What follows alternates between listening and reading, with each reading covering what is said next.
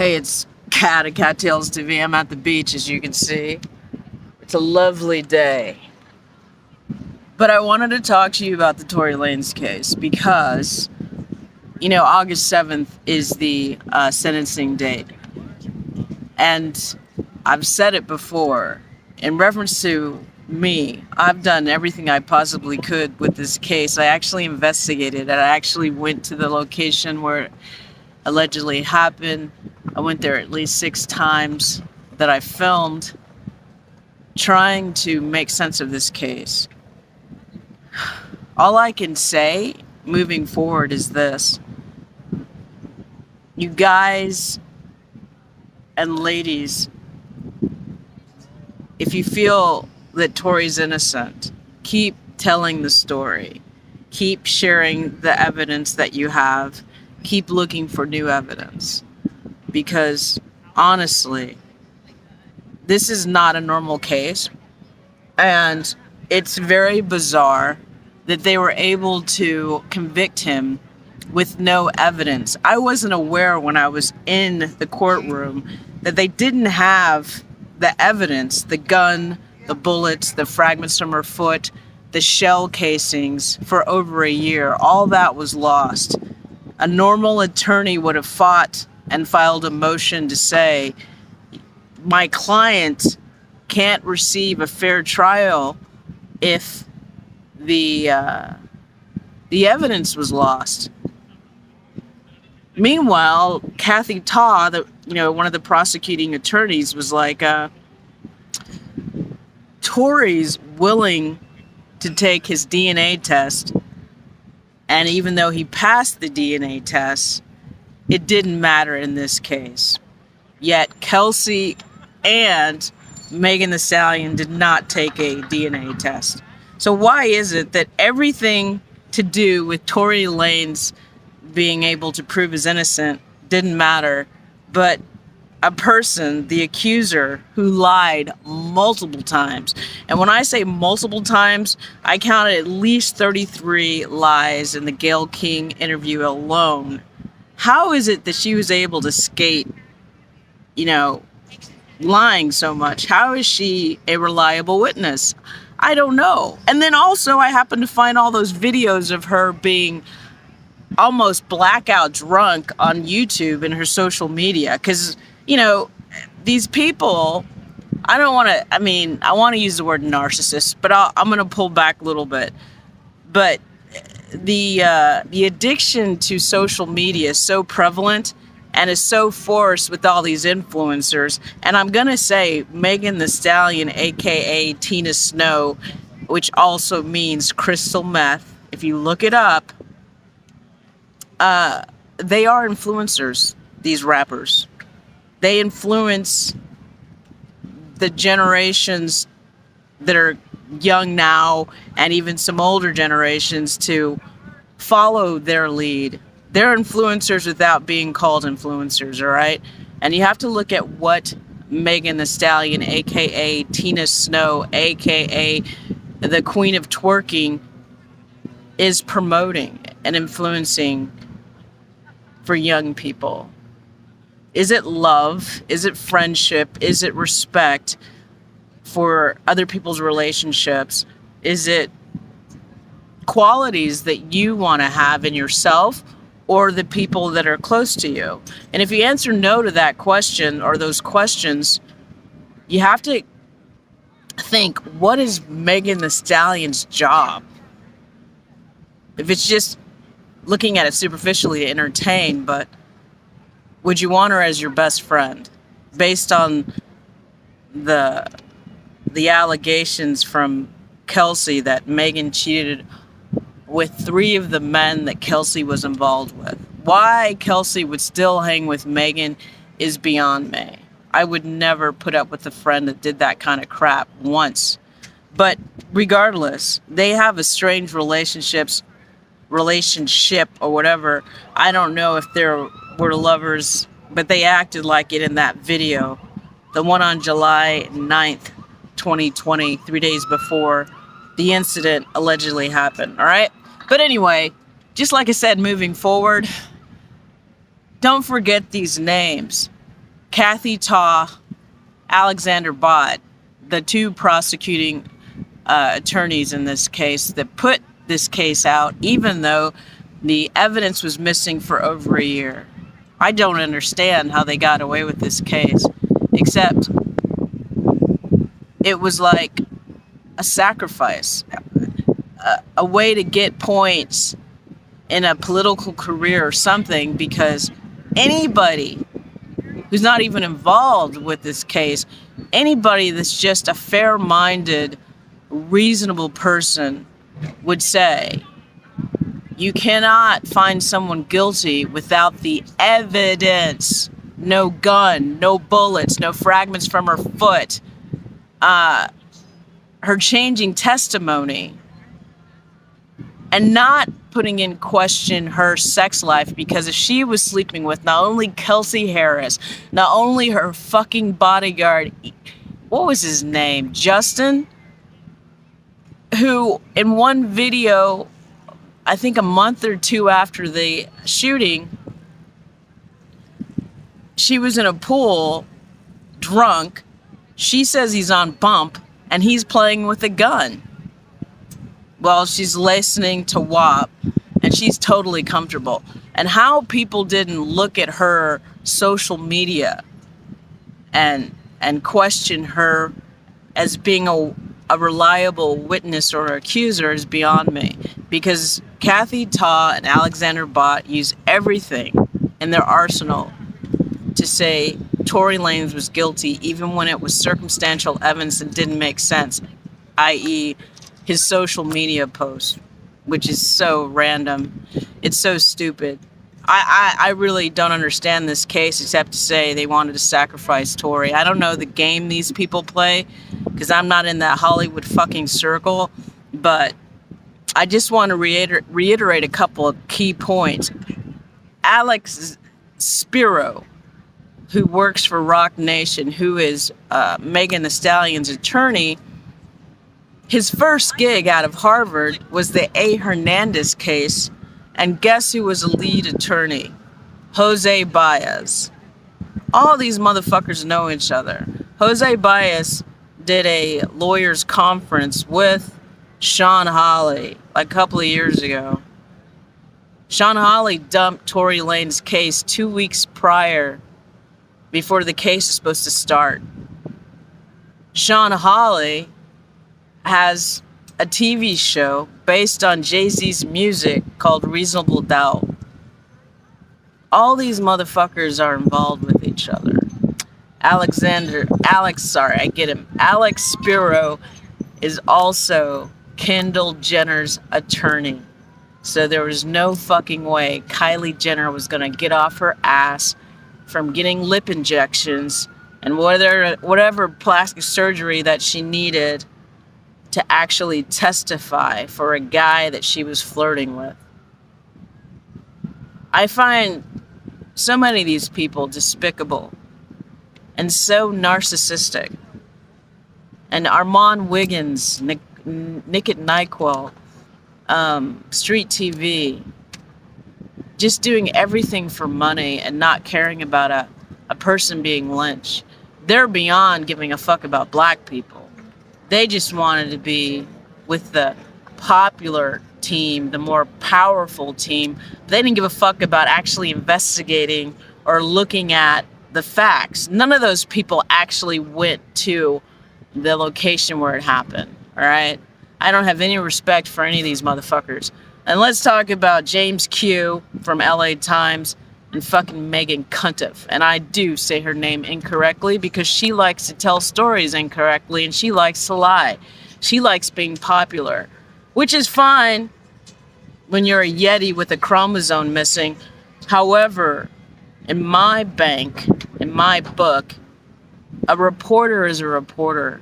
You investigate. You don't just regurgitate. You don't just get on fake documentaries produced by TMZ. And one of the star people on that documentary was Alex Spiro. So if you don't know what I'm talking about, while we were covering the case in December, there was a crew there And they said they were doing a documentary.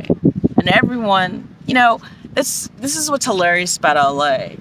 It keeps getting me because you come in here slightly innocent and you trust people. And then you find out later they betray you. And it's brutal. So let me remind you what these motherfuckers did. So we're shooting this story, the real people shooting it, the photographers, the reporters, whatever. There's this group that looks legit. They say they're doing a documentary on the case. So when, you know, Tory's found guilty, of course they're there. And they're also looking for some key points, and some other people are looking for some quick sound bites. But they kind of wanted us to say certain things because they really wanted to push that Tory was guilty, even though some of us are saying this case doesn't make sense. So fast forward, when the motions for a new trial are happening, I'm tweeting on Twitter, hey, where's that documentary crew? They should be back here because this is where it gets interesting. Then it turns out, while the motions are going on, the documentary that they asked us to sign, you know, for a release of our images and voices, it comes out on Tubi. I didn't even know what Tubi was. And on Tubi, it shows that it's produced, the documentary is produced by who?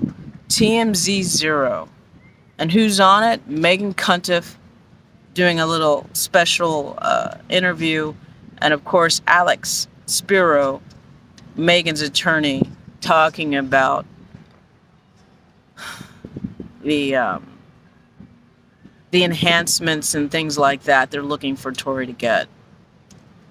Meanwhile, if it was a legitimate documentary, they would have had a costume designer or a stylist on the documentary.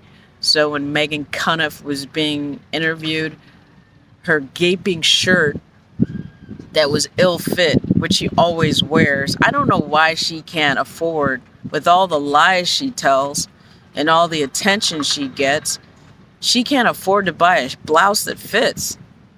But anyway, a real costumer, a real stylist would have fixed her fucking blouse or shirt or man shirt, whatever the fuck she wears. But that's a whole nother story. So anyway, the documentary was fake. It was all just PR for Megan. It's really, like I said, this case was rotten from the beginning. I kept hoping like an idiot that his lawyers were legit, and they weren't. And I remember that first day, that night after Tory was found guilty, I kept saying he needed a black female attorney. A black female attorney could have won this case. And of course, Sean Hawley betrayed him. I mean, that's the truth. I won't even go on into my previous dealing with Sean Hawley, because we go way back. Not just, it's a long story, but I'll tell that on another video. But all I'm trying to say is, moving forward, I ask you people, whether you're a Tory Lanez fan or not, but if you care about justice, keep telling the story.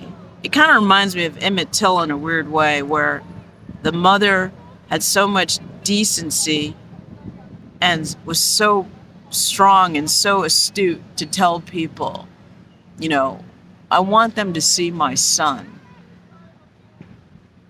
I want them to know what they did. I feel the same thing about this case. I want everyone in the world to know they framed Tory Lanez, in my opinion, based on the evidence that was presented in court and based on Megan sometimes saying she was shot in both feet, and then she's saying she was shot in one foot, and then the doctor's note first said it was glass, and then later it says it's gun fragments, but they didn't produce the gun fragments. And the ER did not say it was bullet fragments, by the way. But again, some people are found guilty while other people are not. But this case is horse shit, in my opinion. Anyway, it's Kat at Kattalestv. I don't know if I'll be there August 7th, but I will tell you this. I pray I pray for Tory's family and his son, and for Tory. And I also say this, be careful of who you get down with, because you don't know who they are, especially in this hellhole of Los Angeles. There's some really, really evil, sick, addicted people. And again, Google Megan Thee Stallion drunk. How many videos she's drunk? When I say drunk, I'm saying drunk. She puts on our social media like it's really, really cool. I wouldn't want to fuck with anybody like that. I know other people have different standards than I do, but in my life, I've seen people, when they're drunks or addicts, when they get high, they become extremely abusive and they forget what they do, and they use their getting high as an excuse for bad behavior. I don't fuck with those people. I suggest you don't either. But anyway, this is Kattalestv. Thank you for finding me if you're a Tory Lanez fan and you watched my videos. I do other things besides Tory Lanez. And I'm doing other stuff that I'll share with you. But yeah, I had to do more self-care because I was exhausted from covering Tory's case, as well as I found out some really strange things, like the photo agency that represents my work. They seem to be embedded with not letting people know who Sean Kelly was. I shared that with you guys a long time ago, but I found out early there was something very, very strange with this case. You know, I don't know what else to say, except do the work internally. Don't look for the outside to have all the answers and to do all the work. You individually have to do the work. Meditate, focus on Tory's being released and relieved of this burden, and his being returned to his family and his son. Megan Thee Stallion, Megan Cunniff, and all those who did dirt, they're gonna have to deal with it sooner or later. Fate's gonna take care of it, I'm sure. But yeah, I hope that Tory's strong, and I hope he's safe, and I hope, everything works out. Because I can't change what these people are doing. All I can do is what I did: investigate, share the facts that as I gather them, and do the best I can explaining what I thought happened. But in a normal situation, I really don't believe this would have gone to trial. And if this was a white person like Jack Harlow or some other white rapper, this never would have went to trial. They wanted Tory for whatever reason, and they got him. They played all kinds of dirty tricks. But I'm going to have faith that fate is going to take care of all those motherfuckers. All right? But it's an abundant universe. And there's magic everywhere. So just because somebody is locked up temporarily, they're not locked up forever. Bye. Check out my other videos. Look at my Redbubble. Buy some merch, y'all. Thank you. Bye.